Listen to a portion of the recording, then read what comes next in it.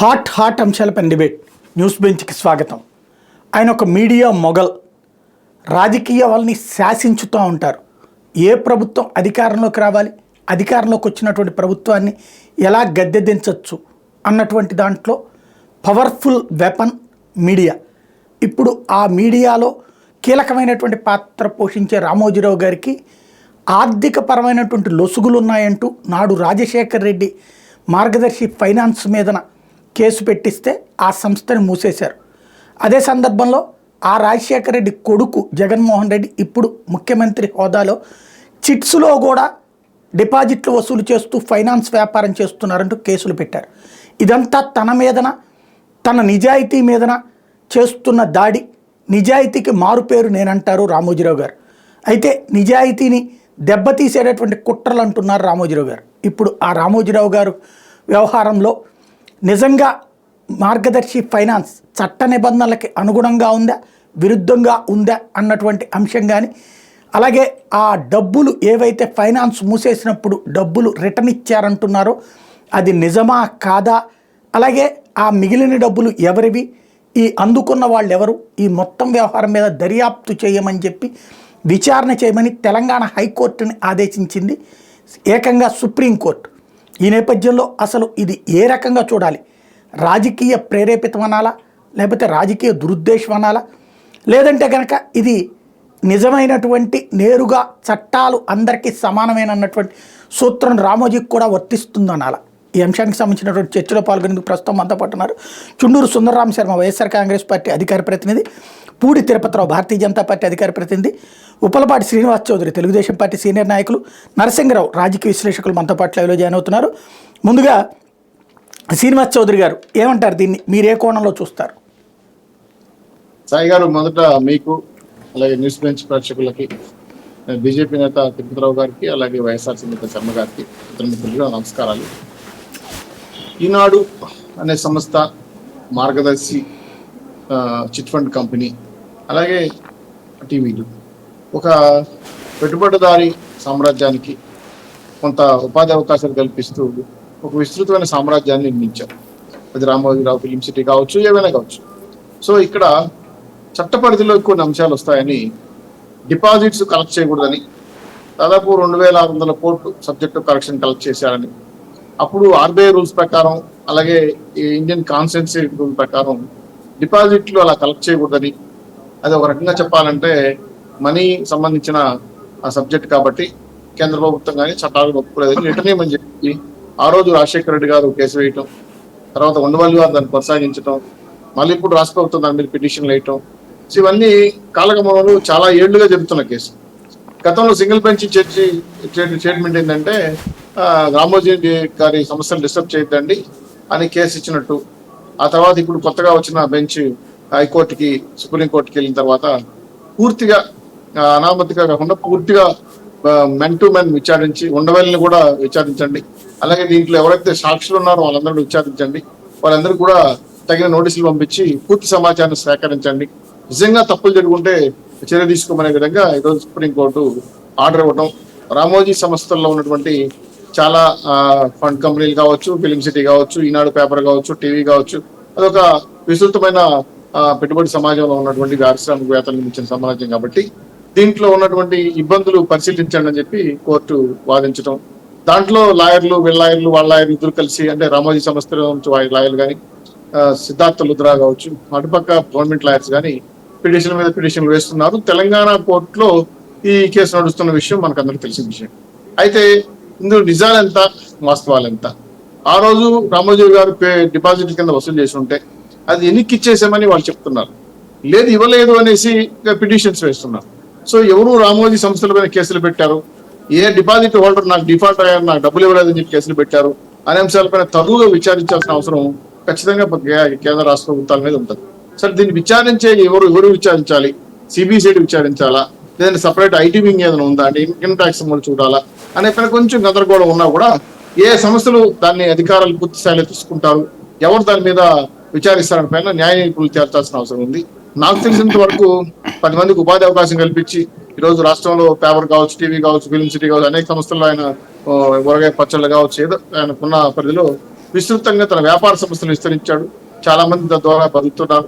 అదేవిధంగా చట్టానికి అతీతంగా తప్పులు చేయమని నేను చెప్పట్లేదు. తప్పులు జరుగుంటే మాత్రం ఖచ్చితంగా తగిన న్యాయం జరగాలి.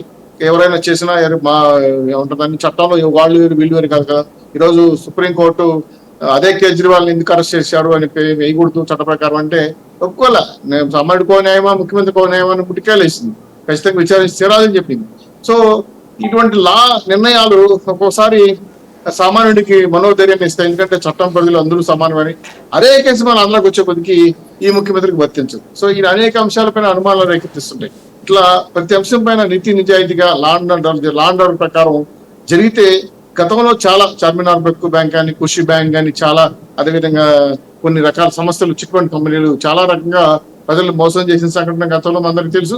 దానిపైన మీరు కూడా చాలా సందర్భంలో పోరాడిన సంగతి వెలుగులో తీసుకొచ్చిన సంగతి మీరు గతంలో జర్నలిజం ఉన్నప్పుడు నేను చూశాను. కానీ ఇది కాలక్రమేణా ఇంకా పెరుగుతూనే ఉంది. సో ఇటువంటి అంశాలపైన కట్టడి చేయాల్సిన అవసరం ఉంది. చట్టాలు ఫాలో చేయాల్సిన అవసరం ఉంది. ఎందుకంటే ఎంతో కష్టపడి ఎన్నో రకాలుగా పొదుపు చేసుకుని దాపెట్టుకొని చిట్ ఫండ్లు వేసుకుంటారు, అలాగే పెట్టుబడులు పెట్టుకుంటారు, అలాగే డిపాజిట్లు ఏర్పాటు చేస్తారు. చివరికి వాళ్ళు ఏదో రకంగా డబ్బులు తరలించేసి దాన్ని వేరే రకంగా మోసం చేయాలని ప్రయత్నం చేసిన అనేక సంస్థలు ఎత్తిపోయిన సంగతి మనం చూసాం. సో ఇది రామోజీ ఫిలిం సిటీకి రామోజీ సంస్థలకి అప్లై అవుతుందా, ఇతర చిట్ ఫండ్ కంపెనీలకి లేదంటే ఫైనాన్స్ కంపెనీలు కూడా అప్లైబుల్ అవుతుందా, వాళ్ళందరికీ న్యాయం చేస్తారా? అదేవిధంగా ఈ రోజు రాష్ట్రంలో కూడా గతంలో చాలా కంపెనీలు ఈ విధంగా జరిగాయి, వాటికి న్యాయం చేస్తారని పైన కూడా ఒక తీర్మానం చేయాల్సి ఉంటుంది. దీనిపైన రాష్ట్ర ప్రభుత్వాలు కేంద్ర ప్రభుత్వాలు చేస్తున్న విచారణని అన్నిటికీ వర్తింపజేస్తే సామాన్యుడికి న్యాయం జరుగుతుంది. మిగతా వాళ్ళు మోసపోయిన వాళ్ళు కూడా చాలా మంది గతంలో కూడా తిరుపతిలో కూడా ఒక సంస్థ ఏ విధంగా మోసం చేసింది, చాలా మంది నష్టం కూర్చోబెట్టి పెట్టారని అనేక సందర్భంగా మనీ లాండరింగ్ విషయంలో కానీ చైన్ లింక్ సంస్థల ద్వారా వచ్చిన డబ్బులు కానీ డిపాజిట్ల ద్వారా కలెక్ట్ చేసి అంత వడ్డీ ఇస్తాం ఎంత వడ్డీ ఇస్తాం అని మోసం చేసిన సందర్భం చూసాం. సో ఈ ఫైనాన్షియల్ టెర్రరిజం, దీన్ని ఒక రకంగా చెప్పాలంటే ఫైనాన్షియల్ టెర్రరిజం అనేది కరెక్ట్. ఎందుకంటే సమాంతర పరిపాలన వ్యవస్థను ఏర్పాటు చేసుకుని వీళ్ళు దౌర్జన్య దుర్మార్గం పాల్పడతారు. వడ్డీ అంటే రాకపోతే, వసూలు చేయకపోతే, వడ్డీ లేకపోతే, ఆ డబ్బులు కట్టకపోతే. కాబట్టి ఇటువంటి ఫైనాన్షియల్ టెర్రరిజం ని ఎక్కడో చోట అరికట్టేయాలి. కాబట్టి ఖచ్చితంగా ఎవరు చేసినా, సామాన్యుడు చేసినా, గొప్పవాడు చేసినా, పేదవాడు చేసినా, ఉన్నతమైన వ్యక్తులు చేసినా కూడా ఖచ్చితంగా తప్పే. ఎందుకంటే లల్లూ ప్రసాద్ యాదవ్ కాడ నుంచి చాలా మంది గొప్ప గొప్ప కలిమల్లి వరకు, అలాగే ఉదయ్ మన వరకు చాలా మంది ఇట్లా ఫైనాన్షియల్ క్రైసిస్ లో ఉన్నారు. అవి ఎందుకో మీరు సాయి గారు మీరు కూడా చాలా సమయం మాట్లాడారు. వాటికి ఇప్పుడు చివరికి ఆన్సర్ దొరకట్లా. ఈ కేసులు మూసేస్తున్నారు, ఏమి లేదు కొట్టేస్తున్నారు. లల్లూ ప్రసాద్ కి జైలు శిక్షలు పడ్డాయండి, 4 శిక్షలు పడ్డాయి. కనిమొళి వీళ్ళకైతే పోయి కొట్టేశారు. ఎందుకంటే కాంగ్రెస్ టైంలోనే కేసు ఎత్తేసారు అనమాట. అంటే నేను చెప్పిన ఆర్థిక నేరానికి సంబంధించిన డబ్బులు రికవరీ కావా అయితే జైలు శిక్ష అనిపించేస్తే అది తప్పు అయిపోతుంది. దాంట్లో రికవరీ ఎట్లా అవుతుంది? ఆస్తులు కొనుక్కున్నారు, ఆస్తులు అటాచ్ అయినాయి, ఈడీ అటాచ్ అయినాయి అంటే ఆస్తులు కూడా గవర్నమెంట్ చేతికి వచ్చినట్టే. అదే అట్లా అయితే పబ్లిక్ మనీ కాబట్టి అలా అయితే మంచి సెన్స్ నేను హ్యాపీ ఫీల్ అవుతాను. ఎందుకంటే సార్ అది పబ్లిక్ మనీ, స్వాధీనం చేసుకున్నారు డబ్బులు. అలాగే చేయాలి. గతంలో మన ఆంధ్రప్రదేశ్ లో కూడా చాలా సంవత్సరాలు అగ్రిగోల్డ్ విషయంలోనే ఈ లోపే తినేశారు ఈ డబ్బులు చాలా వరకు. మోసం చేశారనే వార్త వస్తుంది, పరిష్కారమైన వార్త రావట్లేదు. కాబట్టి దానివల్ల జనంలో గందరగోళం ఉంది. ఈ పొద్దు ఆన్లైన్ గేమ్స్ కానీ, ఆన్లైన్ లో పెట్టే అంటే లింకులు కానీ చాలా ఇట్లా పైన క్రైమ్స్ జరుగుతున్నాయి. కాబట్టి ప్రజల అప్రమత్తంగా ఉండాలి. డిపాజిట్ విషయం పైన బ్యాంకులు ఆర్బీఐ రూల్స్ ఫాలో కావాలని నా ఉద్దేశం కూడా. అది మార్గదర్శకైనా బ్యాంకులైనా ఏమైనా న్యాయం అనేది సమాంతరంగా చూడాలనేది నా వాదన. మంచి పాయింట్. భారతీయ జనతా పార్టీ ఏమనుకుంటాం తిరుపతిరావు గారు? అందరికీ నమస్కారం. సాయి గారు ఈ అంశం దాదాపు 2 దశాబ్దాలు పూర్తయిపోయింది. ఎందుకంటే ఎప్పుడో ఉండవెల్లి రాజశేఖర రెడ్డి గారి మొదటి పర్యాయం 2004 తర్వాత ఐ థింక్ 2005లోనో 2006లోనో ఆయన బయటకు తీసుకొచ్చారు. 2 దశాబ్దాలు అయిపోయింది. ఇది ఇట్లా రావణ్ కాస్ట్. సాయి గారు చెప్పండి. అదే మొత్తం మీద రాజశేఖర రెడ్డి గారి ఫస్ట్ గవర్నమెంట్ లోనా? అవునండి, వచ్చింది ఇది.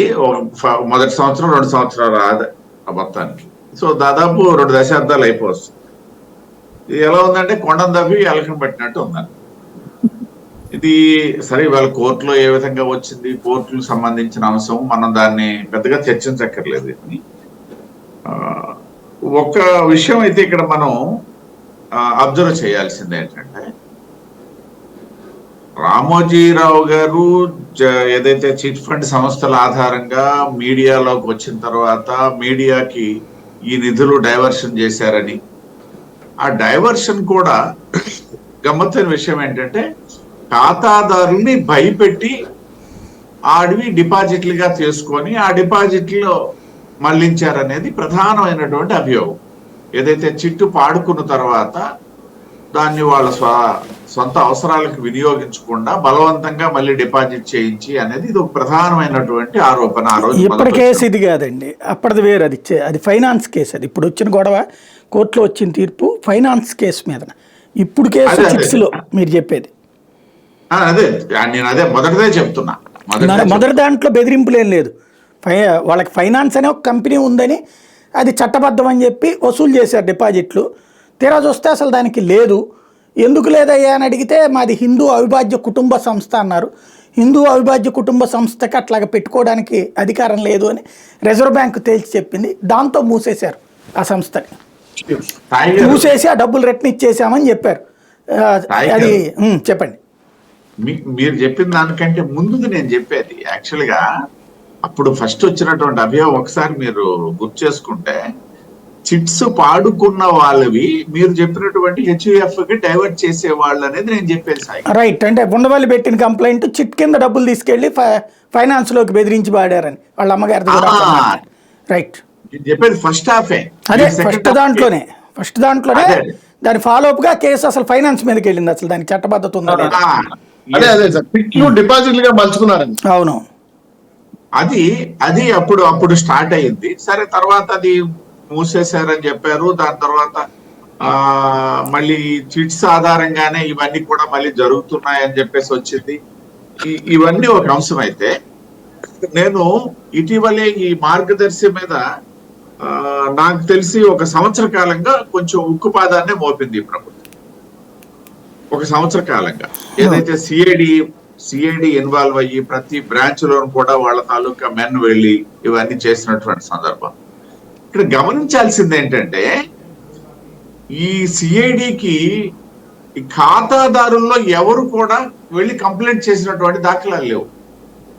సిఐడికి గవర్నమెంట్ చెప్పిన దాని మీదే సిఐడి ఎంక్వైరీ చేస్తుంది తప్పిస్తే ఖాతాదారులు నేను ఒక ఖాతాదారుడిని నేను లాస్ అయిపోయాను అని చెప్పి పోయి చేసినటువంటి సందర్భాలు లేవు ఎక్కడ కూడా. ఇంకా నేను చెప్తాను సాయి గారు, ఈ దర్యాప్తులో భాగంగా విశాఖపట్నంలో నాకు సోదరుడు రక్త సంబంధి ఇక్కడే ఒక ఆయన సిఐడిలోనే పనిచేస్తున్నాడు. ఆయన ఈ మార్గదర్శి వ్యవహారాల మీద వేరే ప్రాంతంలో తిరిగారు. ఎందుకంటే మాది శ్రీకాకుళం జిల్లాకి పంపించరు కదా సాధారణంగా. అయితే ఒక సందర్భంలో ఇక్కడ ఉన్నటువంటి ఆఫీసర్ లీవ్ అయితే తన పంపించడం జరిగింది ఇక్కడ. ఆ సందర్భంగా నేను మాట్లాడుకున్నాను. అంటే ప్రైవేట్ సంభాషణ, అదే నేను ఇంటెన్షన్ గా నేను వచ్చింది. అదే పని మీద వచ్చావంటే నేను ఇట్లా ఆన్ డ్యూటీ మార్గదర్శి సంబంధించి వచ్చాను. ఆ సందర్భంగా మాట్లాడుకునేటప్పుడు ఆ పోలీస్ ఆఫీసర్ చెప్పింది ఏంటంటే ఇక్కడ కొండదవ్వి ఎలకన పట్టినట్టే ఉంది మా పరిస్థితి. ఇది సిఐడి పరిస్థితి. కొండదవ్వి ఎలకన పట్టినట్టే ఉంది. ఏ ఖాతాదారుడి నుండి ఎటువంటి ఇబ్బంది ఉందని చెప్పేసి వచ్చినంత వరకు ఎవరు ఏమి చేయగలిగింది లేదు. ఇదంతా కూడా పగడ్బందీగా రికార్డ్ మేనేజ్మెంట్ ఉంది. ఆ సంస్థ మీద ఖాతాదారులకు విశ్వసనీయత ఉన్నంతసేపు ఏమి చేయగలిగింది లేదు. ఈ ఆరోపణలు నేను ఆయనకి అడిగింది అదే. ఇది ఎప్పుడో 2 దశాబ్దాల నుండి నలుగుతుంది కదా, రూపాలు వేరు పేర్లు వేరు, ఫైనాన్స్ లేకపోతే చిట్స్, ఈ రెండింటి మధ్య ఆ తర్వాత చిట్స్ లోనే ఏదో చేస్తున్నారు అన్నటువంటిది కదా. ఈ దీనికి సంబంధించి నేను అడిగినప్పుడు వచ్చిన సమాధానం సాయి గారు, అంటే ఒక దర్యాప్తు అధికారిగా నేను పేరు అది రివీల్ చేయకూడదు. ఆ నేపథ్యంలో నేనేమంటానంటే, సరే ఇవాళ హైకోర్టు తాలూకా డెసిషన్ ని సుప్రీంకోర్టు కొట్టేసింది. సుప్రీంకోర్టు ముందుకు వెళ్ళమని చెప్పింది. ఒకవేళ నిజంగా ఇంకోటి కూడా చెప్తాను సాయి గారు, ఈ ఫైనాన్స్ కంపెనీస్ లో 100% జెన్యూన్ గా ఎవరైనా వెళ్ళగలరు అనేసి అంటే అది కూడా సాధ్యపడే పని కూడా కాదేమో. అలా వెళ్ళినటువంటి కంపెనీలు కూడా లేవు.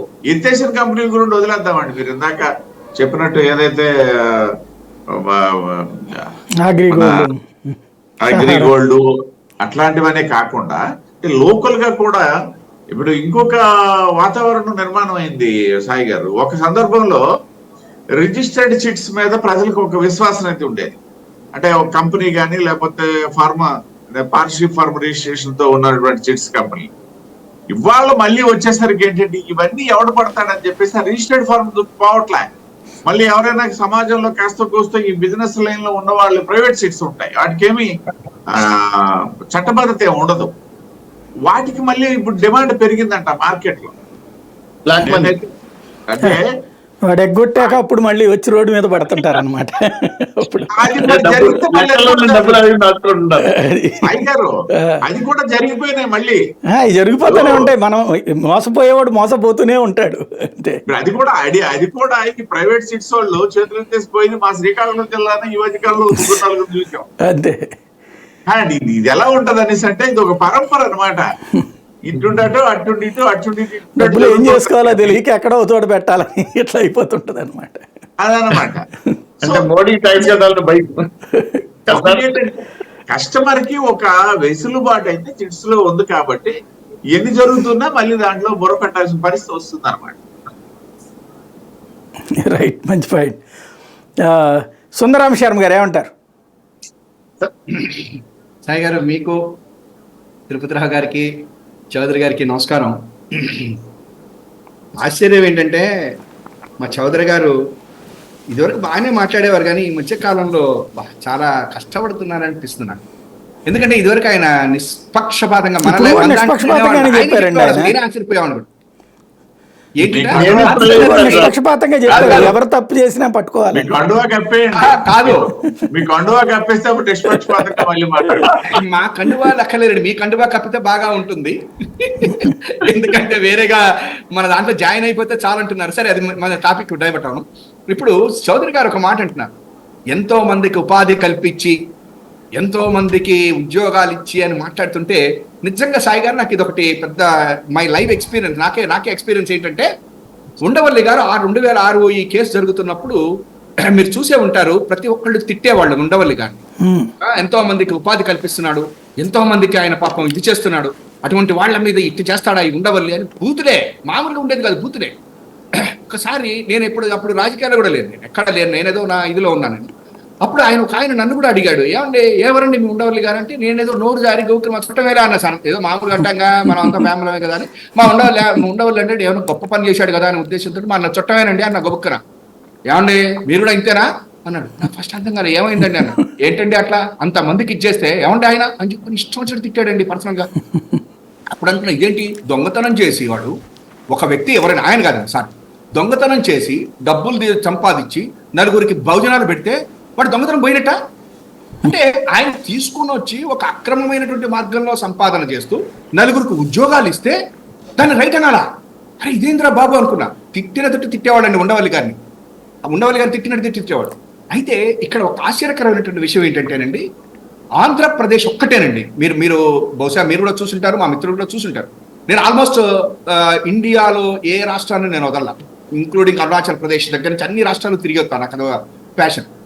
అయితే ఎక్కడా కూడా ఇంత ఇది లేదండి. పత్రికలు ప్రభుత్వాన్ని కంట్రోల్ చేసి ఒక పొలిటికల్ పార్టీని పైకి తెచ్చుకోవటం లేదా ఒక పొలిటికల్ లీడర్ని నిలబెట్టుకోవటం అనేది ఈ దేశంలో ఎక్కడా లేదు సార్. నేను ఇవాళ మీకు ఉన్నది చెప్తున్నాను, ఎక్కడా లేదు. You take it any state, నాయకులు ఉన్నారు, వాళ్ళకి టీవీ ఛానల్స్ ఉంటాయి, ఎన్నైనా ఉండనండి, ఏమి ఉన్నప్పటికీ కూడా ఈ రకమైనటువంటి పద్ధతి ఆంధ్రప్రదేశ్ ఒక్కచోటే 40 సంవత్సరాల నుంచి ఉంది.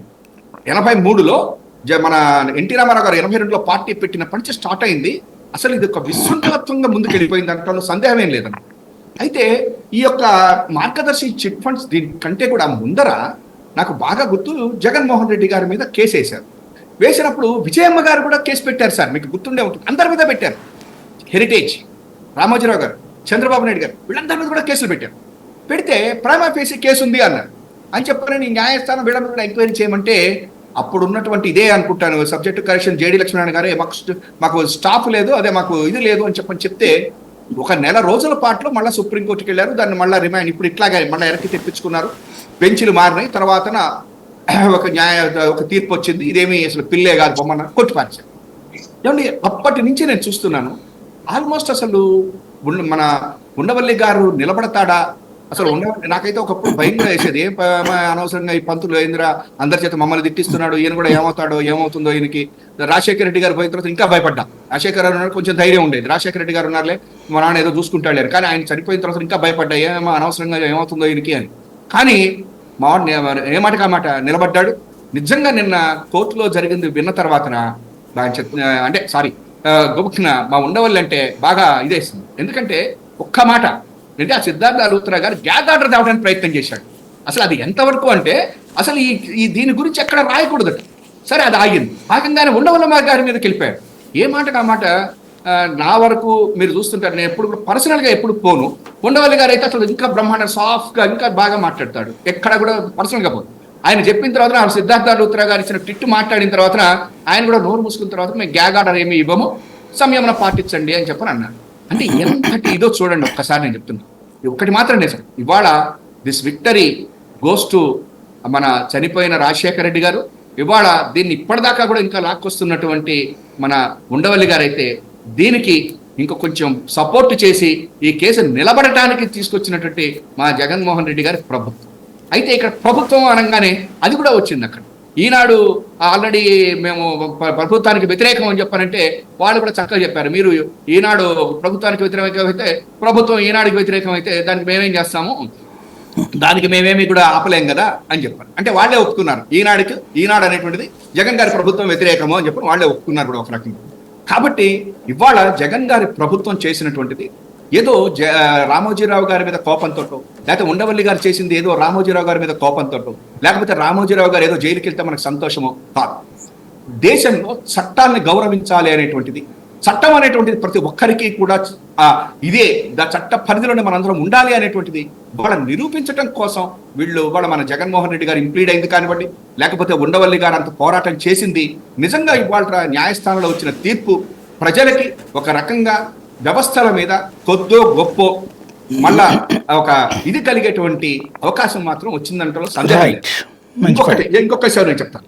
ఇంకొకటి కూడా ఏంటంటేనండి, ఇవాళ ఈ ఓటుకు నోటు కేసు చంద్రబాబు గారికి అయినా సరే ధర్మని కొట్టేశారు. అసలు చంద్రబాబు గారికి ఏం సంబంధం అని కొట్టేశారు కేసు. అది సరే ఇప్పుడు సుప్రీంకోర్టు అసలు ఎట్లా ఏం జరుగుతోంది అనేది తెలియటం. కానీ ఈ రామోజీరావు గారి విషయంలో మాత్రము ఒక్క పేపర్లో కూడా కనిపించలేదండి. మా మీద చిన్నది వస్తే అంత పెద్దది వస్తారే, అటువంటిది ఇవాళ ఈనాడు పేపర్లో కానీ చివరికి ఇంగ్లీష్ చాలా పేపర్లలో కొంత వచ్చింది, కానీ హిందూ పేపర్లో అసలు ఎక్కడా రాలేదండి. అంటే నేనేమని చెప్తున్నానంటే ఇవాళ ఆంధ్రప్రదేశ్లో మీడియా అనేటువంటిది పరిధులు మా పరిధిలో రావాలంటే వస్తుంది, లేకపోతే రావట్లేదు. అంత దారుణంగా అయిపోయిందని చెప్పండి. చట్టాలు, రాజ్యాంగం, అది కూడా చెప్పేదే ఫుల్ నీకేమన్నా వదిలిపెడతానా భలేవాడివే. అది కూడా విచిత్రంగా గోల్డెన్ మ్యాన్ లాగా చైన్ లేసి నగలేసి కూడా ఆయన కూర్చున్న ఫోటోనేగా, అది కాదు నిజమే, అది గ్రాఫిక్ కాదు. మళ్ళా మా చౌదరి గారు దాన్ని ఏదో పొరపాటు పడతారు, అది గ్రాఫిక్ కాదు, నిజం ఫోటోనే. అది అట్లా చక్కటి బంగారం కుర్చీ అంటే సింహాసనం అంటది. మన ఆయన పేరు అమిత్ షా గారు, మురళి గారు వాళ్ళు వెళ్ళినప్పుడు దాని మీద కూర్చొని ఆయన మాట్లాడతాడు. సార్ ఇంకొకటి నిమిషం సార్, ఎస్పెషల్లీ రామోజీరావు గారు అంటే మనందరికీ కూడా గౌరవం ఉండటంలో తప్పేం లేదు. ఎందుకంటే ఆయన పచ్చళ్ళు అమ్మాడా, పేపర్లు అమ్మాడా, లేకపోతే ఇంకోటి చేశాడా పక్కన పెట్టించాడు. ఒక స్టేజ్కి ఎదిగినటువంటి వ్యక్తి. కానీ ఎదుటి వాళ్ళకి చట్టాల గురించి, ఎదుటి వాళ్ళకి రాజ్యాంగం గురించి, ఎదుటి వాళ్ళు ఎట్లా ఉన్నారో చెప్పేటువంటి ఆయనకు వచ్చేసరికి అవన్నీ వర్తించము అనేటువంటిదే ఇప్పటి వరకు కూడా జరిగిందండి 40 సంవత్సరాల నుంచి. కానీ ఇవాళ ఈ తీర్పుతోటి మాత్రం 40 కాదు ఇంకో 80 ఏళ్ళైనా చట్టం కొన్ని రోజులు లేట్ అవ్వచ్చేమో. మీరు గనక ప్రభుత్వంలో లేకపోతే ఏమవుతుంది ఆ కేసు? అసలు అయిపోయేది కదా సార్, ఏముంది ఇంపీడ్ అయ్యేవాడు కాదు. రేపు లేకపోతే అంటున్నా, నెక్స్ట్ 6 నెలల్లో విచారణ 6 నెలల పాటు ఉంది. అప్పుడు మీరు లేకపోతే ఏమవుతుంది కేసు? ఇంకిప్పుడు ఆగేది లేదు సార్, ఇంకిప్పుడు ఆగదు. ఎందుకంటే మేము ఆల్రెడీ ఫేస్ చేసాం.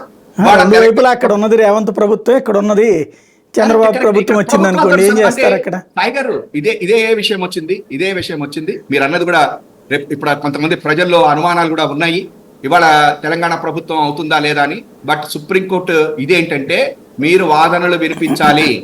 ఆంధ్రప్రదేశ్ ప్రభుత్వం చాలా మంచిది అండి, చాలా మంచి సంస్థని వాదన వినిపిస్తారు. అప్పుడే ఉంది తెలంగాణ అది చెప్తాను సార్. తెలంగాణ ప్రభుత్వం వాదనలు వినిపించాలి, ఉండవల్లి గారి వాదనలు వినిపించాలి, RBI వాదనలు వినిపించాలి. నెంబర్ 1. నెంబర్ 2, ఒకవేళ కనుక ఈ యొక్క రెండు ప్రభుత్వాలు, ఫర్ ఎగ్జాంపుల్ రేపు పొద్దున్న మేము మాట్లాడింది కూడా వేరేగా ఉందని చెప్పను, జగన్ గారి ప్రభుత్వం ఉన్నప్పటికీ కూడా జగన్ గారి ప్రభుత్వం ఉన్నది మా మీద ఇట్లా ఉన్నది అని చెప్పనని ఇప్పుడు ఎట్లయితే సుప్రీంకోర్టులో అన్నారు అట్లా అన్నా, లేదా తెలంగాణ ప్రభుత్వం ఆయన చాలా మంచివాడు అని చెప్పని రేపు పొద్దున్న చెప్పిన ఆర్బీఐ ఆల్రెడీ చెప్పేసింది 45S వీళ్ళు వయలేట్ చేశారు అనేటువంటిది నెంబర్ 1. నెంబర్ 2, నువ్వు డబ్బులు వసూలు చేసేసి వాళ్ళకి ఇచ్చేసాను కాబట్టి కేసు అనేటువంటిది కాదు ఇక్కడ విషయం. వయలేషన్ చేసావా లేదా, ఒక సెక్షన్ ని 45S ను వయలేషన్ చేసావు, దానికి శిక్ష ఉంటుంది. నువ్వు డబ్బులు వెనక్కి ఇచ్చేసేయచ్చు, దొంగతనం చేశాక పోలీసు వాళ్ళ దగ్గరికి రాగానే ఇచ్చేసేయచ్చు. అంత మాత్రం నుంచి పట్టుకున్న తర్వాత దొంగని వదిలేసే ప్రసక్తి ఉండదు. కాబట్టి ఎవరు ఏమున్నా కాదు. రెండోది, మీరు కూడా భయపడద్దు. ప్రజలందరికీ నేను మళ్ళా చెప్తా ఉన్నా, నెక్స్ట్ వచ్చేది జగన్ గారి ప్రభుత్వమే. డోంట్ వరీ, ఈ కేసుని చివరి దాకా తీసుకుని వెళ్తాం. ఇది రామోజీ గారి మీద ఎటువంటి కోపంతోటో తాపంతోటో మాత్రం కాదు. చట్టం అందరికీ సమానమే, చట్టం పరిధిలో అందరూ ఉండాల్సిందే అనేటువంటిది ప్రజలకి వ్యవస్థ. జగన్ ప్రభుత్వం ఈ కేసును గట్టిగా వాదిస్తుంది రేపు. అవినాష్ రెడ్డికి కూడా చట్టం అట్లా పనిచేస్తుంటే బాగుండేది సార్. ప్లీజ్ సాయి గారు,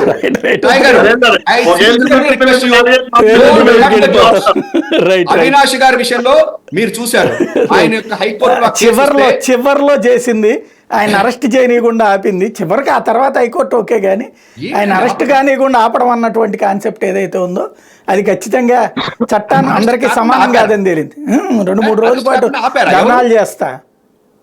మీరు కూడా నేను చూశానండి. ఒక విషయం అడుగుతున్నా, అది కాదండి, మీరు ఇంత మాట అన్నారు కాబట్టి అడుగుతున్నా. ఆ రోజు అవినాష్ రెడ్డి గారి కేసులో హైకోర్టులో ఆర్గ్యుమెంట్ జరుగుతుంటే ఒక జడ్జి గారి గురించి రాసినటువంటి దానికంటే కూడా ఎక్కువ ఒక జడ్జి గారి సంగతి రాశారు కాదంతా. రైట్, కానీయకుండా చూడడం సంగతి అడిగింది నేను అక్కడ.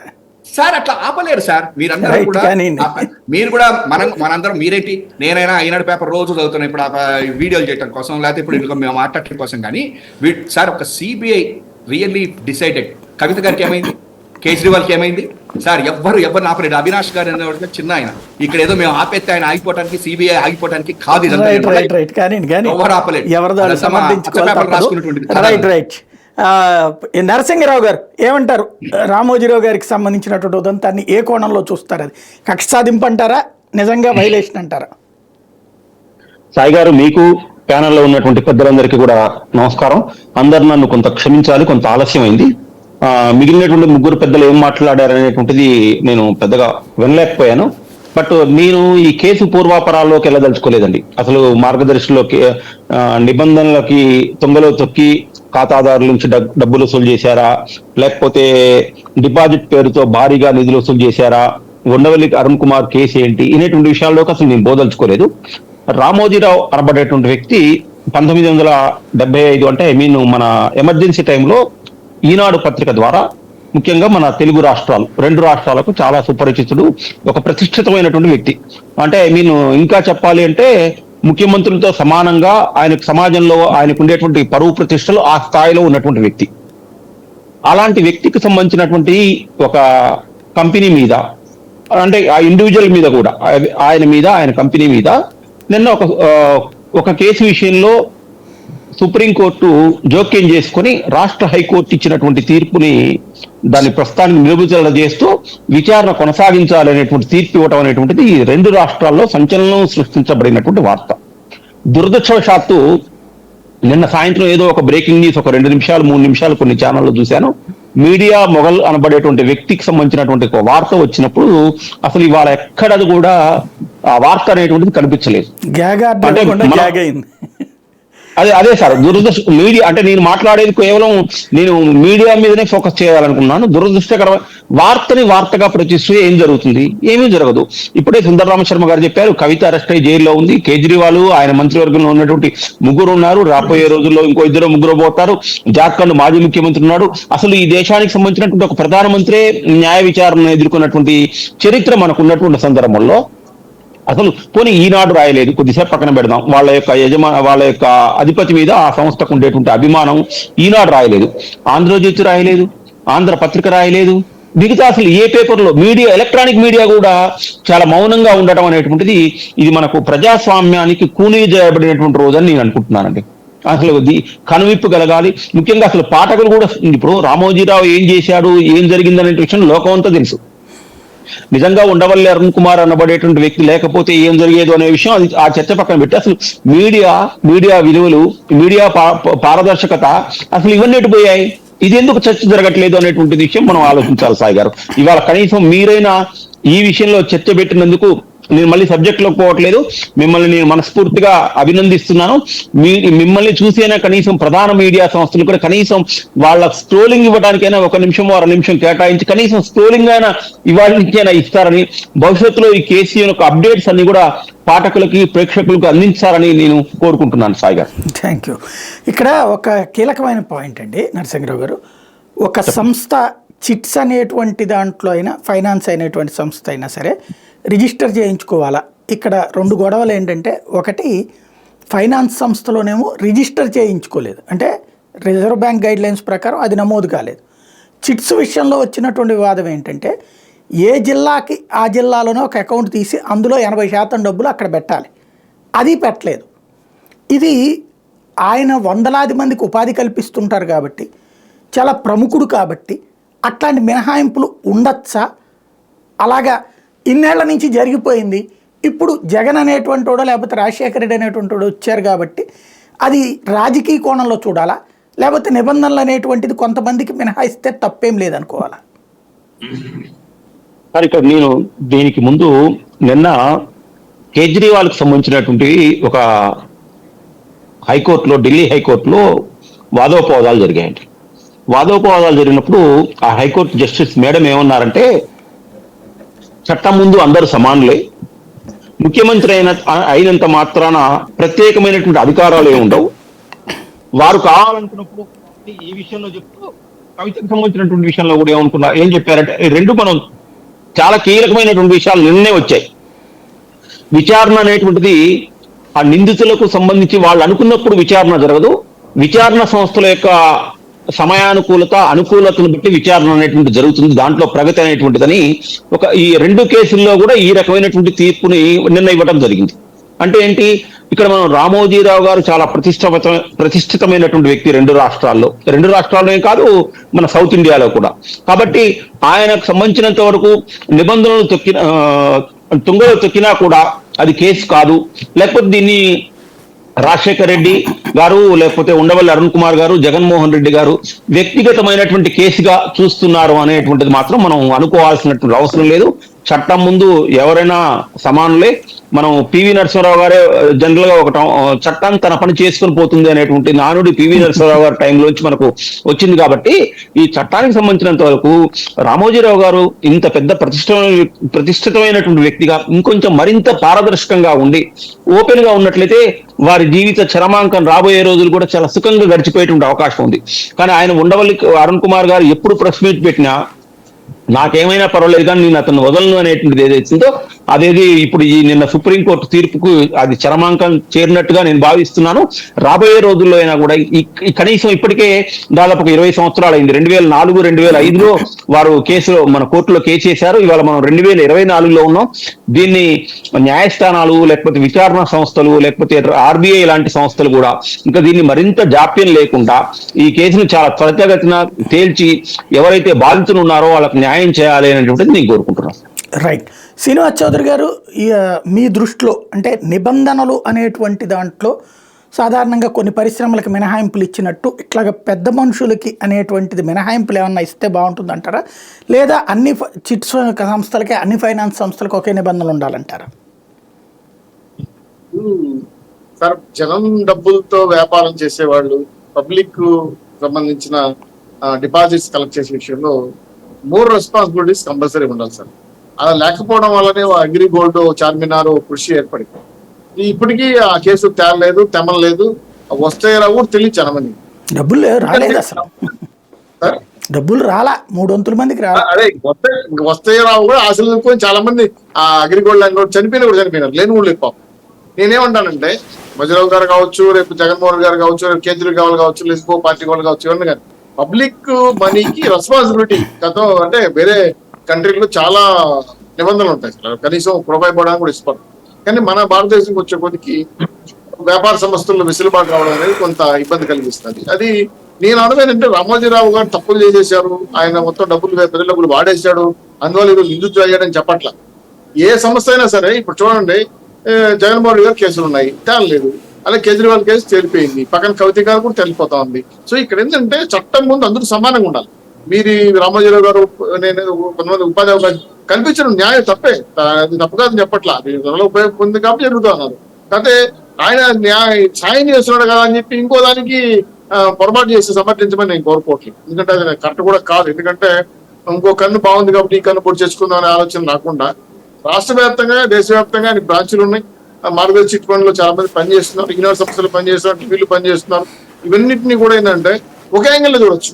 ఇంకొక యాంగిల్లో మీరు తప్పు చేస్తున్నారని అభియోగం వచ్చినప్పుడు గుండెబల్ వేసిండొచ్చు, రాజశేఖర్ వేసిండొచ్చు, లేదా ప్రభుత్వం వేసిండొచ్చు. తేలే వరకు అభియోగాలు అనేది మనం ఒక అభియోగంగానే చూడాల్సిందే తప్ప ఇప్పుడు మీరు అన్నట్టు ప్రభుత్వం మారిందనుకోండి ఏం జరుగుతుందో తెలియదు, నాకు తెలియదు, మీకు తెలియదు. ఇంకోటి ఏంటంటే ఇప్పుడు శర్మ గారు చెప్పినట్టు మేము వస్తే మేము మళ్ళీ వస్తాం వదలము అని అన్నప్పుడు ఇట్లాంటి చాలా కేసులు మీ జీవితంలో చూసాం. అంటే కాకపోతే ఏంటంటే ఇంత పెద్ద ఎత్తున మనీ లాండరింగ్ విషయం పైన మాత్రం కొంత బాధ కలిగిస్తుంది ఎవరైనా చేసిన. ఇప్పుడు గతంలో కొంతమంది ఈ దేశంలో వెళ్ళిపోయారు, వాళ్ళు మనం ఇంతవరకు చేసుకోలేకపోయాము. ఇట్లాంటి వాళ్ళని పబ్లిక్ మనీతో సార్ మీరు చూడండి, RBI కొన్ని లక్షల కోట్లు రద్దు చేసింది కొంతమందికి. అది నాట్ రికవరీ లోన్స్ అనో ఇది పేరు పెట్టారు, డెట్ రికవరీ అని చెప్పి పేరు పెట్టారు. సో ఇవన్నీ మొండు బాకీల కింద తీసుకుంటాం. ఇది పబ్లిక్ మనీయే కదా, అట్లా పోవడం తప్పు కదా. అలాంటి వాళ్ళు మన పబ్లిక్ మనీలోకి వెళ్ళి వారిని నష్టం చేయడం తప్పు కదా. కాబట్టి నేను ఏంటంటే రామోజీరావు గారు తప్పు చేసి ఉంటే తప్ప అని చెప్పాలి, నిజమంటే నిజం చెప్పాలి. ఇది నిష్పక్షపాతంగా జరగాలి, ఇది అందరికీ జరగాలి. ఇప్పుడైతే సుందరరామస్వామి గారు చెప్పారో మరి వాళ్ళ గవర్నమెంట్ లో మీరు అవినాష్ రెడ్డి కాపాడారు, ఆ CBI రానిపోయింది, వివేకానంద రెడ్డి కేసు చేయాల, ఇట్లా మీ వైపున కూడా కొన్ని కేసులు ఉన్నాయి కదా, అవి కూడా చెప్పాలి కదా. కాబట్టి మీరు సమాంతర న్యాయం పంచేంత వరకు భారతదేశంలో రాజ్యాంగం ప్రకారం లా అండ్ ఆర్డర్ పర్ఫెక్ట్ నడవాలి. అది తెలంగాణ కోర్టు ఒక రకంగా, ఆంధ్ర రాష్ట్రం ఇంకో కోర్టు ఒక రకంగా, రఘురామకృష్ణ తీర్పు ఇంకో రకంగా, లేదా ఇంకొక ఆయన చంద్రబాబు నాయుడు గారు జైలు ఇచ్చిన తీర్పు ఇంకో రకంగా, ఇలా రావడం వల్ల ఏంటంటే సార్ మీరు కూడా గతంలో డిబేట్ మన ఇద్దరు కూడా మాట్లాడుకుంటాం. సార్ పెద్దోడుకో న్యాయమా, చిన్నోడుకో న్యాయమా? పెద్దోడు అంటే రాజకీయంగా డబ్బులు ఉన్నోడికి జోరికిలా దూరి వెళ్ళిపోతున్నారు, చిన్నోడు మాత్రం సలుగుడు తగులుకుంటున్నారు, తిరగలేసి వస్తున్నారు. పిట్ ప్యాకెట్ ఏమో వేళ పొద్దున జైల్లో ఉంటున్నాడు, కొడుకొత్తి సీను 5 ఏళ్ళు జైల్లో ఉన్నాడు, దిక్కు దివాను లే పాపం. ఇట్లాంటి న్యాయం కరెక్ట్ కాదు కదా. నాకు చిన్న డౌట్ సార్, ఇక్కడ ఏమన్నా మనం కన్సల్టెన్సీ ఏజెన్సీ పెడితే బాగుంటుందేమో ఆంధ్ర నుంచి. ఎందుకంటే కేజ్రీవాల్ అనేవాడు 100 కోట్ల రూపాయల దానికే ఇప్పుడు జైల్లో ఉన్నాడు, ముఖ్యమంత్రి హోదాలో ఉండి. మన దగ్గర ఇక్కడ 1000 కోట్ల రూపాయలు వెళ్ళిపోతూ ఉంటాయి. 1000 కోట్ల రూపాయలు వెళ్ళిన కనీసం ముట్టుకోవడానికి వీలు లేదని చెప్పి కోర్టుల్లో తీర్పులు వస్తాయి. ఇది 2600 కోట్ల రూపాయల డబ్బులు ఎవడు పెట్టడు, కేసు ఎందుకు పెడతాడు? ఎట్లాగా? నాకు అర్థం ఏంటంటే భారతదేశం మొత్తం మీద ముఖ్యమంత్రులైనా సరే బొక్కలో దిగలుగుతున్నారు. హేమంత్ సోరెన్లోనూ, కేజ్రీవాల్ లాంటి వాళ్ళు, లాలూ ప్రసాద్ యాదవ్ లాంటి వాళ్ళు.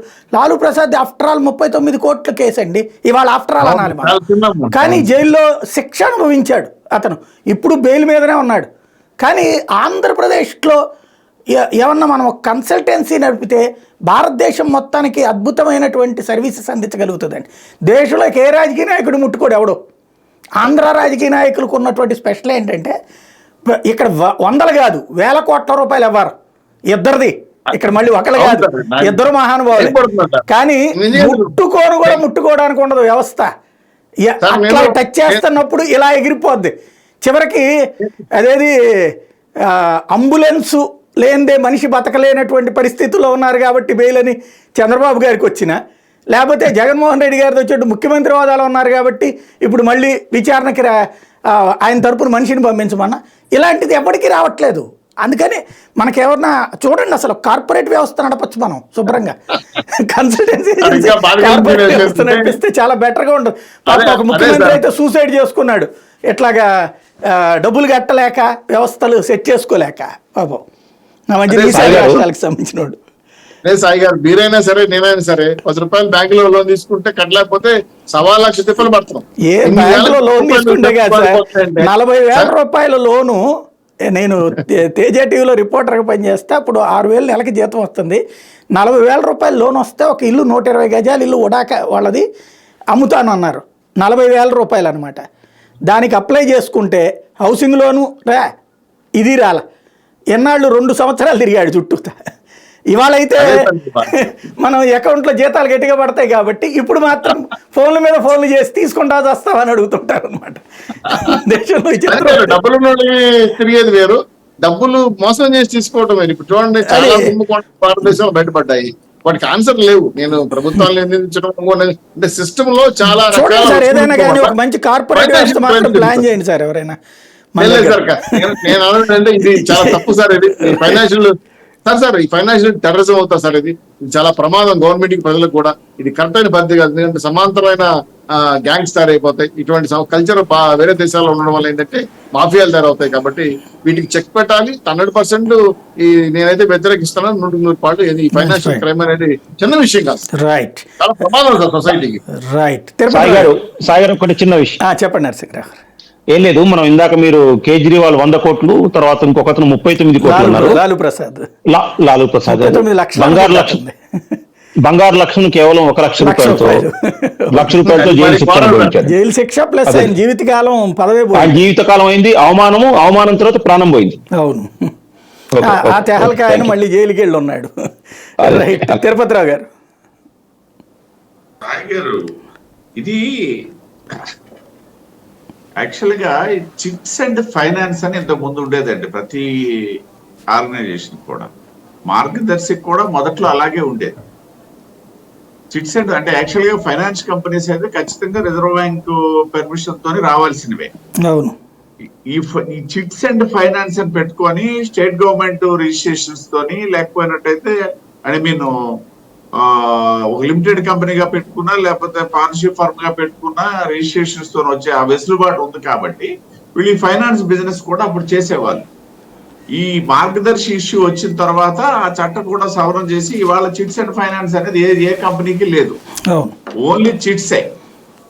ఇంకా ఫైనాన్స్ అనే పదం తొలగించబడింది. ఇది కూడా ఇప్పుడు కొత్త మోడల్ పెట్టారు. అందుకనే మీరు చిట్టు పాడేసుకోవచ్చు, పాడుకున్న తర్వాత మీరు ఇచ్చే డాక్యుమెంట్ చెల్లుబాటు కాలేదు, లేకపోతే అది సరిపడినటువంటి షూరిటీ కాదని చెప్పి అక్కడే డిపాజిట్ పెట్టుకుంటారు, దానికి వడ్డీ ఇస్తారు.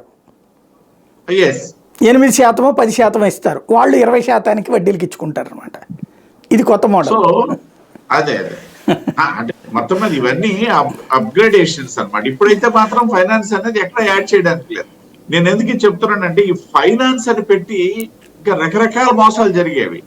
ఏదైతే ఈ ఫైనాన్స్ అంటే చిట్స్ అండ్ ఫైనాన్స్ అని పెట్టినందువల్ల ఫైనాన్స్ ఆధారంగా ఈ కిస్తీలు కట్టించుకొని వాళ్ళకి వస్తువులు ఇస్తామని చెప్పేసి కొన్నాళ్ళు పెద్ద గ్యాంబ్లింగ్ జరిగింది.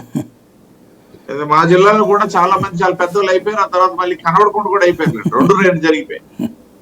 అంటే ఈ ఫీల్డ్ లో జనరల్ గా జనాలు మా డబ్బులతో ఎవరైతే పైకి వెళ్తారో వాళ్ళకి తాలూకా ఉత్తాన పతనాలు కూడా అదే స్పీడ్ లో జరుగుతుంటాయి. నేను చెప్పడానికి దాని ఎగ్జాంపుల్ గా చెప్తున్నాను. అదే సందర్భంలో సుందరరాం శర్మ గారు మీడియా గురించి మాట్లాడారు. అసలు వాస్తవానికైతే డెఫినెట్ గా ఆయన ఫస్ట్ మాట్లాడింది మీడియాకి సంబంధించి వీటన్నిటికీ ఎవరు ఏమి ఇక్కడ వేరే భాష చెప్పే పరిస్థితి లేదు. ఆ మీడియా కోసమే మళ్ళీ చెప్పి నేను ఎప్పుడు చెప్పుకున్నాడు ఉత్తర ధ్రువం ఉందని చెప్పి దక్షిణ ధ్రువం ప్రారంభించారు కదా వీళ్ళు కూడా. అది కూడా లేకపోతే ఇప్పుడు అసలు తెలిసేదే కాదేమో. అదే అంటున్నాను. అంటే అక్కడ ఉత్తర ధ్రువం ఉందని చెప్పేసి వీళ్ళు దక్షిణ ధ్రువాన్ని ప్రారంభించారు. కాబట్టి ఆ రకంగానే కొన్ని బయటకు వస్తున్నాయి. అంటే మళ్ళీ ఏమైంది, ఇక్కడ బ్యాలెన్స్ అయింది. మనకు కూడా బ్యాలెన్స్ అవ్వలేదు, సృష్టి బ్యాలెన్స్ చేస్తుంది. ఎక్కడ అప్పు ఉంటుందో అక్కడ డౌన్ మళ్ళీ ఆటోమేటికల్ గా వస్తుంది కదా. కంటిన్యూ అప్పు ఎక్కడ ఉంటుంది, హిమాలయ పర్వతాలు దాటి అవతలకి వెళ్ళిపోతే మళ్ళీ అక్కడ డౌన్ వస్తుంది. అలా ఈ మన రాష్ట్రంలో కూడా ఒక రకంగా ఉండవిల్లి తాలూకా ప్రయత్నం వలన నేను అల్టిమేట్ గా చెప్పొచ్చేది ఏంటంటే ఆయన గ్రెడ్జితో చేశారా లేకపోయినట్టయితే ఆయన ఇంకా చెప్పాలంటే ఆయనతో చేయించారనేదే పెద్ద వార్త. నో డౌట్ రాజశేఖర రెడ్డి గారు చేయించారు.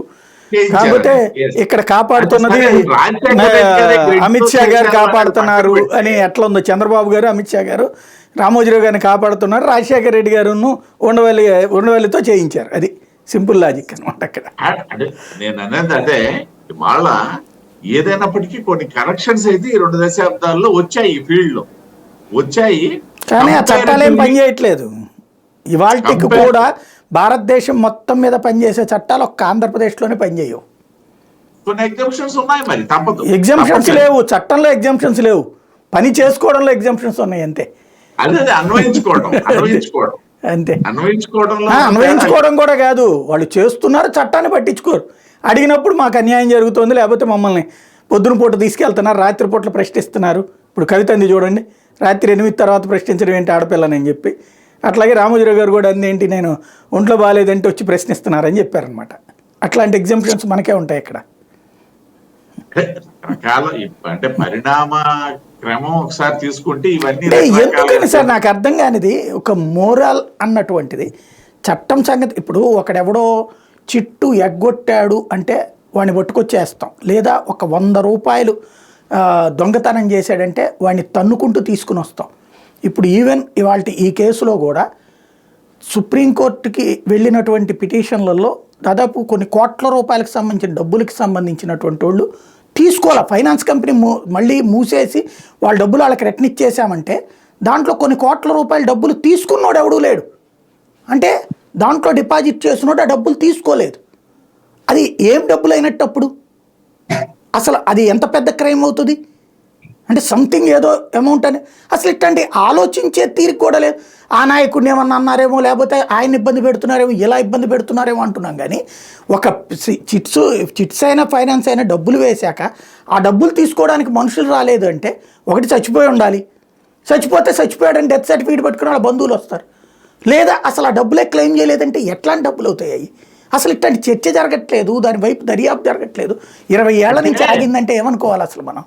సాయి గారు, ఇక్కడ ఇప్పుడు మీరు అది మంచి ప్రస్తావన తెచ్చారు. ఇందులో బ్యాంకుల్లో మామూలుగా డిపాజిట్లు వేసుకున్న వాళ్ళు కూడా వాటిని క్లెయిమ్ చేయకుండా ఉండిపోయిన లక్షల కోట్లు. అవును, ఆ బాబత్ కూడా ఉంది ఒకవైపు. అవును, వాళ్ళు చనిపోయిన వాళ్ళు అక్కడ ఎవరు బలవంతాన్ని వేసి డిపాజిట్లు తీసుకోవాలా. అవును, వాళ్ళు చనిపోవడం కానీ, లేదా వాళ్ళ వారసులు తెలియకపోవడం, చనిపోయిన తర్వాత వారసులకు తెలియకపోతే ఇదైతే అప్పుడు వారసులు కానీ చెప్పచ్చు. ప్రైవేట్ కంపెనీ కదా, గవర్నమెంట్ బ్యాంకుల వాళ్ళు అంటే మాకెందుకు లేని వదిలేస్తారు. బ్యాంక్ వాడు అంటే ప్రైవేట్ వాడు అది పట్టుకోవాలి కదా, లేకపోతే అది మాకు మిగిలిందని వాళ్ళు కూడా వదిలేస్తున్నట్టున్నారు. అది తేడా, ఎంజాయ్ చేస్తున్నారు. అదే అదే రైట్. సుందరరామ శర్మ గారు, బేసిక్గా ఇవాళ నిజంగా అంటే ఇక్కడ పెద్ద సమస్య నాకు అర్థం కానిది ఏంటంటే, ఒకటి ఆ డబ్బులు ఈ లిస్టు మొత్తం సమర్పించారు కోర్టుకి. ఇప్పుడు అది మ్యాన్ టు మ్యాన్ ఎంక్వైరీ చేస్తారా మీరు, లేకపోతే జస్ట్ ఆ నిబంధనలకు సంబంధించినే రాష్ట్ర ప్రభుత్వం వాదనలు వినిపిస్తుందా కోర్టులో? సాయి గారు, అంటే నాకు కూడా ఇక్కడ చూసిన దీని మీద చేసింది ఏంటంటే, కోర్టు చెప్పింది ఏంటంటే ఇంకా కొంతమంది 5 కోట్ల దాకా ఇంకా వెళ్ళలేదు, అవన్నీ అన్క్లైమ్డ్ దీని కింద ఉన్నాయి అని చెప్పినప్పుడు ఏమన్నారంటే, వాళ్ళు 5,000 వాళ్ళు 10,000 రూపాయల వాడు కోర్టు దాకా రాలేడు కదా, కాబట్టి ఒక పబ్లిక్ నోటీస్ ఇవ్వాలి కదా, పబ్లిక్ నోటీస్ ఇష్యూ చేసి వాళ్ళ ఇది చెయ్యండి అనేటువంటిది నెంబర్ 1. నెంబర్ 2, ఇవాళ ఆంధ్రప్రదేశ్ ప్రభుత్వం అయినా, లేకపోతే రేపు పొద్దున్న తెలంగాణ ప్రభుత్వం అయినా, ఆర్బీఐ అయినా, వీళ్ళందరూ కూడా మెయిన్ చెప్తుంది డబ్బులు వెనక్కి ఇచ్చేస్తున్నాను అనేటువంటిది మెయిన్ కాదు. ఇక్కడ డబ్బులు వసూలు చేయటమే తప్పు. ఆ తప్పు దానికి ఎంత శిక్ష ఉంటుంది, ఏం చేయాలి అనేటువంటిదే రేపు పొద్దున్న ఉంటుంది. అయితే ఆయన చెప్పేది ఏంటంటే, నాకు 45S వర్తించదు అనేటువంటిది రామోజీరావు గారి యొక్క లాయర్ల యొక్క వాదన. కాబట్టి దీని మీదనే ఆర్గ్యుమెంట్స్ 99% ఉంటాయి. అయితే ఇక్కడ మీరు ఇంకొక మాట ఏమంటున్నారంటే, ఇందాక శిబు సోరెను, కేజ్రీవాల్ ఇట్లా వీళ్ళందరూ అరెస్టులు అయ్యారు కదా, ఆంధ్రప్రదేశ్లో ఏంటి అని. నాకు నేను ఇప్పుడు మీరు అన్నారు కాబట్టి వెంటనే నాకు ఒకటి కొంచెం గుర్తొచ్చేది ఏంటంటే, అసలు ఆంధ్రప్రదేశ్లో ఎన్టీ రామారావు గారి మీద ద్రోణంరాజు సత్యనారాయణ గారు ఒక కేసు వేశారు. దాని మీద 9 వాటిల్లో ప్రైమా ఫేసి ఉన్నది అని చెప్పని తేలిస్తే, దానికోసం మీకు తెలిసిన అప్పుడు వచ్చినటువంటి లీడింగ్ అడ్వకేట్స్ ఢిల్లీ నుంచి దిగారు ఇక్కడ ఎన్టీ రామారావు గారికి సపోర్ట్గా, అంటే ఎన్టీ రామారావు గారి తరఫున వకాలత్ వేయటంలో. అందుకని మనకు అప్పటి నుంచే ఉంది పెద్ద పెద్ద లాయర్లను తేవటం అనేది, అప్పటి నుంచే అలవాటు ఉంది. ఆ తర్వాత మనకు అర్థమైంది ఏంటంటే, చంద్రబాబు నాయుడు గారు కూడా 1985లో ఆయన 36,000 రూపాయలు కర్షక పరిషత్ చైర్మన్ కోసం అన్నప్పుడు దాని మీద చాలాసార్లు కోర్టుల దగ్గరికి వెళ్ళిన తర్వాత చంద్రబాబు గారికి కూడా అర్థమైంది ఏంటంటే, దీని యొక్క ఇంపార్టెన్స్ ఏంటి అనేది తెలుసుకోగలిగారు. మిగతా రాష్ట్రాల్లో రాజకీయాలు చేస్తున్నారు వాళ్ళంతే, మిగతా వ్యవస్థల్లోకి ఎట్లా వెళ్ళాలి, ఆ నెక్స్ట్ వచ్చే స్టెప్లో మనకి ఎక్కడ ఇబ్బందులు వస్తాయి అనేది వాళ్ళు ఎవరికి తెలియదు. మీరు చెప్పిన లలుకి తెలియదు, లేకపోతే ఇవాళ కేజ్రీవాల్కి తెలియదు, లేకపోతే అందుకే కన్సల్టెన్సీలు పెడితే సరిపోతుంది. మన వాళ్ళు ఇప్పుడు అంటే ఎలక్షన్ మన కన్సల్టెన్సీలు పెట్టారు కదా, అంటే ఓటర్లకి అట్లాగే consultancy పోల్ కాదు. మేనేజ్మెంట్ కన్సల్టెన్సీల టైపులో నెక్స్ట్ వ్యవస్థల మేనేజ్మెంట్ కన్సల్టెన్సీలు పెడితే ఆంధ్ర నెంబర్ 1 ఉంటుంది. నెంబర్ 1 ఏంటి అసలు మన వాళ్ళు కన్సల్టెన్సీలు పెట్టేసేసేసినట్టుంటే ఇవాళ అమెరికా ఆంధ్రప్రదేశ్లో వాళ్ళని కూడా నేర్పిస్తారు. మొత్తం అసలు దేశంలో ఇవన్నీ కూడా వ్యవస్థలన్నీ కూడా క్లోజ్ చేసేవాళ్ళు. వాళ్ళు కూడా వీళ్ళ దగ్గరికి వచ్చి కన్సల్టెన్సీ తీసుకునేవాళ్ళు ఎవరిని ఏం చేయాలి అనేటువంటిది. అయితే ఇక్కడ ఇంకొకటి కూడా ఉందండి. ఇవాళ మీరు ఇందాక అంటున్నారు కానీ వేల కోట్ల రూపాయలు ఇవాళ దేశం దాటిపోయారు వాళ్ళు అని. వాళ్ళు పిచ్చోళ్ళు, నిజంగా అనవసరంగా దేశం దాటిపోయారు. ఇక్కడ అడిగితే అసలు సింపుల్ గా అయిపోయింది. దేశాల దగ్గర కన్సల్టెన్సీ తీసుకుంటే హాయిగా దేశంలోనే తిరుగుతుండేవాళ్ళు. పిచ్చోళ్ళు నిజమే. అది ఆంధ్రాలో అసలు సభ్యత్వం తీసుకుంటే చాలు, అసలు ఇక్కడ ఉండిపోవచ్చు. సభ్యత్వం అక్కర్లేదండి, మా వాళ్ళకి ఫీజు ఇస్తే చాలు. మీరు అక్కడ దాకా కూడా మాదంతా ఓన్లీ ట్రాన్సాక్షన్, కమర్షియల్ ట్రాన్సాక్షన్ తప్ప మాకు రిలేషన్షిప్స్ తోటి సంబంధం లేదు. ఓన్లీ పైసలు. ఇప్పుడు చూడండి, నిజంగా మనం ఎంత ప్రపంచంలో స్పెషలిస్టులు అండి. కాదండి, ఇంకొకటి కూడా చూడండి. అసలు ఈ ఆ న్యాయవాదులకి ఇన్ని వేల కోట్ల రూపాయలు ఖర్చు పెడుతున్నటువంటి ఏకైక రాష్ట్రం ఆంధ్రప్రదేశే, ముఖ్యంగా తెలుగుదేశం. నిజంగా ఢిల్లీలో పండగ చేసుకుంటున్నారండి సార్ ఆంధ్ర అంటే. సార్ నేను ఇది మొన్న ఒక పెళ్లికి 35 కోట్ల రూపాయలు ఖర్చు పెట్టారట. చెప్పకూడదు. నన్ను ఒక మిత్రుడు అన్నాడండి, ఊరికి అటు ఇటు ఆ రాజకీయాలు మీ పార్టీలో తిరుగుతాయి, అనవసరంగా నువ్వు 2-3 కేసులు తెచ్చుకోవచ్చు కదా, బ్రహ్మాండంగా ఉంది కదా మీ ఆంధ్రప్రదేశ్ లో అని అన్నారండి. నన్ను కూడా, నేను కూడా అదే అనుకుంటున్నాను సార్. ఇంకా లాభం నేను కూడా అంటే నేను ఒక మాట చెప్పా, బాబు నువ్వు నేనేమన్నా తెలుగుదేశానికి వ్యతిరేకము, రెండోది ఏమన్నటువంటి పనులు చేయలేను, నాకు అంత ఆ రకమైనటువంటిది నాకు వద్దనిపిస్తుంది. ఎందుకంటే ఏదో దేవుడి దేవాలు హాయిగానే ఉన్నాను కదా. కానీ ఒకటి మాత్రం నిజం, వాళ్ళు మనకి ఇవ్వరు, ఆ కేసులు కూడా మనకి ఇవ్వరు, ఇచ్చే బ్యాచ్ వేరే ఉంటుంది వాళ్ళకి. మా వాళ్ళు చివరికి మళ్ళీ ఇక్కడ మా లూత్రా గారు వాళ్ళు మా సీనియర్ అడ్వకేట్స్ వచ్చేస్తారు, కాబట్టి అది మనకు అందేటువంటిది కాదు, అందరూ ద్రాక్ష పండు పొల్లన లాగా ఉంటుంది మీ అందరికీ అని చెప్పారు. వీళ్ళు మన అందరికీ కూడా ఇవ్వరండి. ఇక్కడ కూడా చాలా తెలుసు ఇవన్నీ కూడా. సరే, అది మన సబ్జెక్ట్ కాదు. కానీ ఒక్క విషయం మాత్రం మీరు అంటే నేను కూడా అనుకుంటున్నారన్నారు ఏంటి, ప్రయత్న లోపం లేదన్నమాట. నేను ప్రయత్నం చేయలేదు సార్, చెయ్యను కూడా. ప్రయత్నం లోపం లేదు, నన్ను అడిగితే నేను ఇదే చెప్పాను, నా వల్ల కాదు అది. ప్రయత్నం లోపం చెయ్యను సార్. ఎంత స్టడీ చెప్పి ప్రయత్నం చేయకపోతే ఎలాగా? ప్రయత్నం చేస్తే కదా అంత స్టడీ. అడిగారు కాబట్టి చెప్తున్నా, సాయి గారు కూడా కాబట్టి చెప్తున్నా. నేను దురదృష్టం ఏంటంటే అనవసరంగా నా చిన్నప్పుడు ఆ ఇంటర్మీడియట్ నుంచి ఆ ఏబీవీపీలో చేరి, ఆర్ఎస్ఎస్ లో చేరి, ఐటీసీ క్యాంప్ చేసి నా జీవితాన్ని నాశనం చేసుకున్నాను. ఎందుకంటే ఏ అమ్మ కర్మ, ఏం చేద్దామన్నా కూడా నన్ను అనేవాళ్ళు. మళ్ళీ మేమే టార్గెట్. అదే మీరు ఎవరు సార్ నాకంటే జూనియర్స్, మీరు నిన్న కాక మొన్న వచ్చారు, మేము తిరిగేటప్పటికి మీరు ఎక్కడ ఉన్నారు అసలు? మీరు నాకు తెలుసు, మిమ్మల్ని ఎందుకు అంటాను నేను, భలే వాళ్ళే మీరు ఇంకా ఉన్నారు. నేను చాలాసార్లు అప్రిషియేట్ చేశాను, మేమన్నా బయటకు వచ్చాం కానీ మీరు ఇంకా ఉన్నారు. ఐ డెఫినెట్లీ అంటే నాకు చాలా ఇష్టం, గౌరవం కూడా.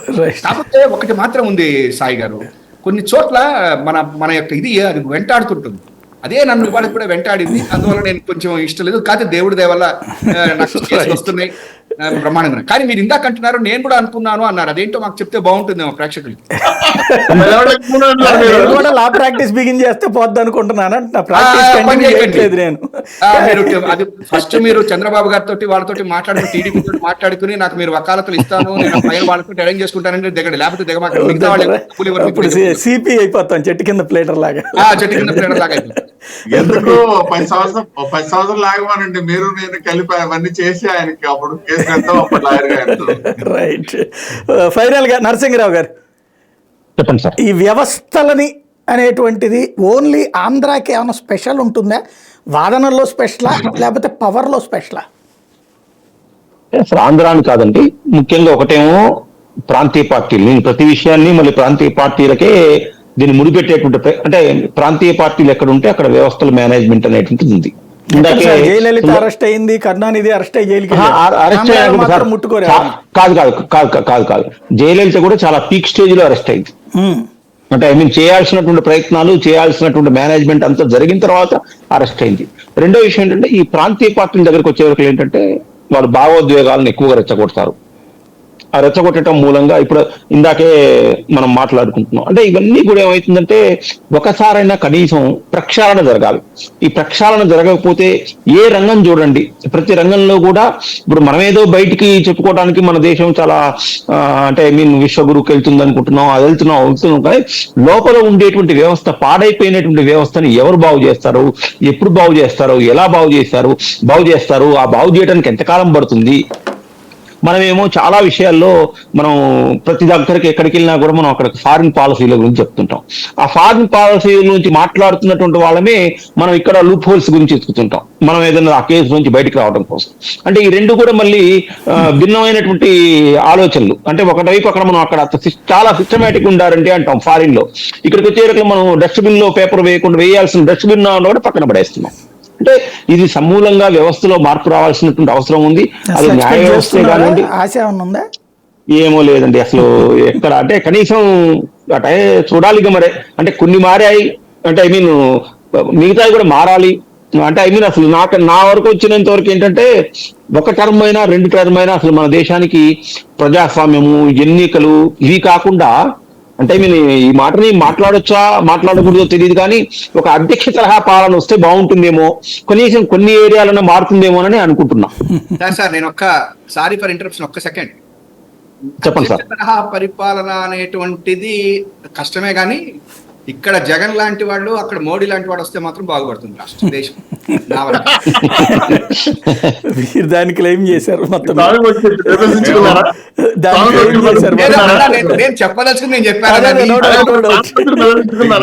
ప్రత్యర్థులుగా మేము 30 దాదాపు 6 ఏళ్ల 42 అసెంబ్లీలో ఉంటే మీరు ఇలా మాట్లాడుతున్నారు. Right right thank you very much అండి. సుందరరామ శర్మ గారు, తిరుపతిరావు గారు, శ్రీనివాస్ చౌదరి గారు, నరసింహరావు గారు. ఇది పరిస్థితి. రామోజీరావు గారికి సంబంధించినటువంటి కేసులో కీలకం ఏంటంటే డిపాజిట్లు వసూలు చేశారు, బట్ అసలు వసూలు చేయడానికి కావాల్సిన లైసెన్సే మార్గదర్శి ఫైనాన్స్కి లేదు. ఆ విషయాన్ని అంగీకరించి సంస్థను మూసేశారు. కానీ అందరి డబ్బులు తిరిగి ఇచ్చేశారు కాబట్టి కేసు వద్దని హైకోర్టు కొట్టేసింది. అట్లా డబ్బులు తిరిగి ఇచ్చేసినంత మాత్రాన కేసు పెట్టకూడదా అన్నటువంటి అంశాన్ని తేల్చే బాధ్యత ఇప్పుడు తెలంగాణ డివిజన్ బెంచ్కి సుప్రీంకోర్టు అప్పచెప్పింది. కాబట్టి ఇప్పుడు ఏం జరుగుతుంది అన్నటువంటి చూడాల్సి ఉంది.